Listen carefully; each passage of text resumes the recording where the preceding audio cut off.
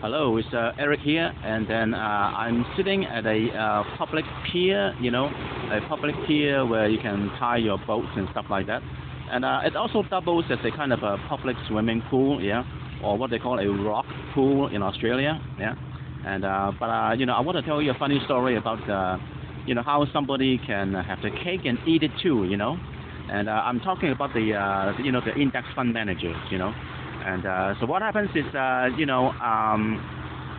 so the index fund manager can have the cake and eat it too, in a sense that, they can, say to the investors, see, I'm adhering to all these ESG principles, I'm not polluting and I'm environmentally friendly and things like that, yeah. But then they turn around and make a huge profit from the really polluting industries like oil companies and things like that, yeah. So the way it works is like this, So for example, let's say you're a huge index fund, yeah, like BlackRock or something like that, yeah. So obviously you have lots of money to invest, and so you invest a little bit of money on ESG companies and a little bit of money on non-ESG companies, yeah. And then so typically the money that you invest in non-ESG company is consisting of all those really polluting companies like coal companies, oil companies, and things like that, yeah.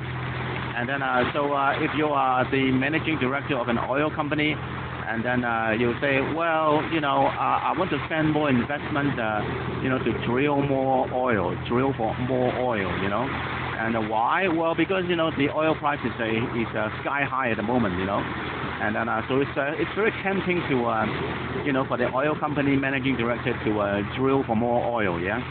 But the trouble is, they are hamstrung. They are hamstrung by the ESG regulations, And because the oil company is also partly owned by the index fund, and the index fund wants to be ESG friendly, so therefore they will not allow the oil company that they invested in.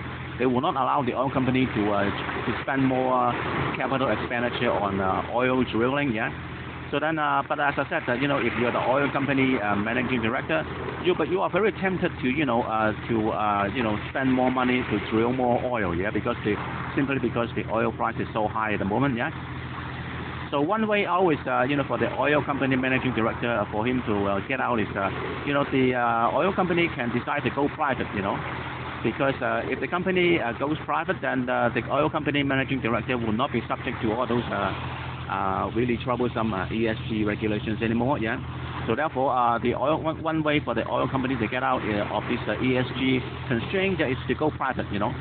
And then the index fund manager will say, okay, yeah, if you want to go private, I can give you a hand, but then you have to buy me out, because let's say, for example, the index fund manager owns 10% of this oil company, yeah, and so therefore, if the company wants to go private, then the oil company managing director has to buy back the 10% owned by this index fund manager, And typically, if for oil company to go private to buy back this 10% owned by the index fund manager, the oil company has to pay kind of a premium, And so therefore, the index fund manager, in a sense, the index fund manager now can have the cake and eat it too, yeah.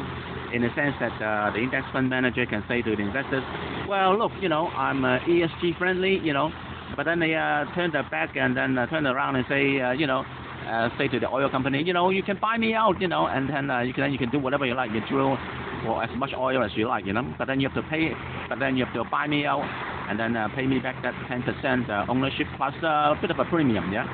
So therefore, the index fund manager is very sly in this case, And they say, yeah, I'm ESG friendly, but then they turn around and make a huge profit on really polluting companies like the oil company going private, Yeah, it's a kind of a dirty trick, for index fund managers, to have the cake and eat it too. Yeah. All right. I'll see you then. Bye.